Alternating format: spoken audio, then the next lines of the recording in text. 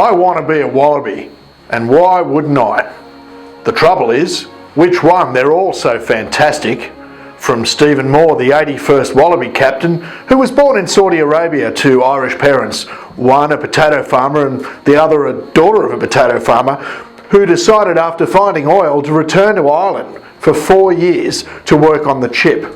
Now, when Moore was 6 years old, they emigrated and settled in Rockhampton to open a chip shop. But I'm rambling on now with facts that really don't mean anything to anybody. But nonetheless, I'm sure my knowledge impresses you nearly as much as it impresses me. I'm Brandon Gay, and I'm a little delirious with excitement at the moment. In fact, I'm not quite feeling myself. Andre, another glass of Perrier, please. Thank you, Andre. On you go. Thank you.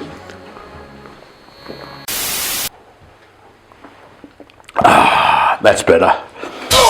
In the words of the Australian winger Adam Two Dads, there's nothing more competitive than Australia versus New Zealand, no matter what code, what occasion.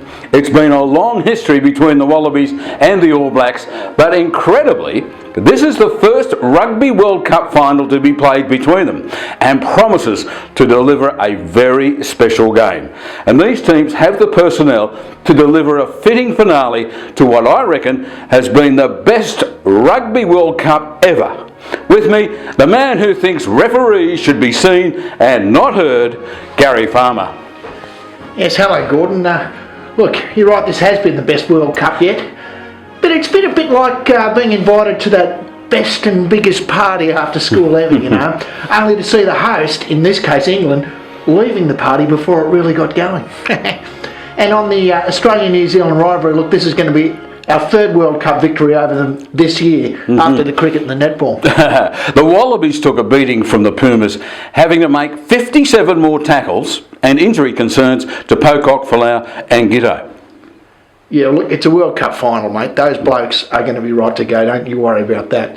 And 57 more tackles, yeah, but look, they still couldn't score a try.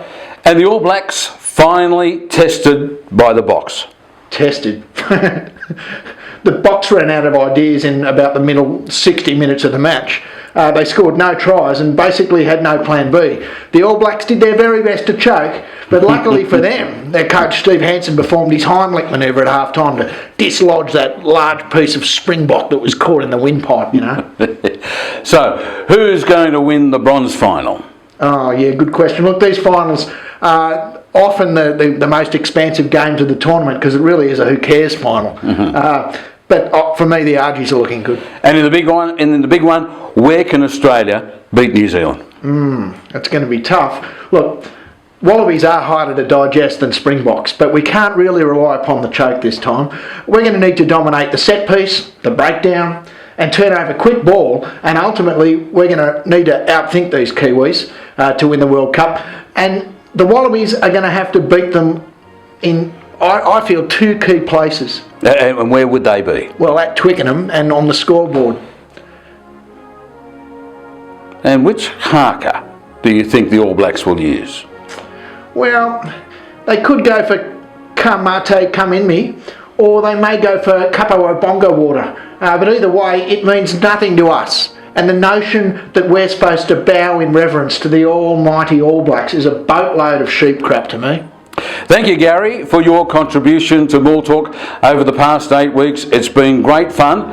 And don't forget to join us each week for our regular Maul Talk sports show, where we bring you the good, the bad, and sometimes the ugly of sport. We still got the roundup episode of Maul Talk next week, Buffhead. You do realise that? You may be right. You're Brandon Gay, and this is Maul Talk. I am Brandon Gay. Okay.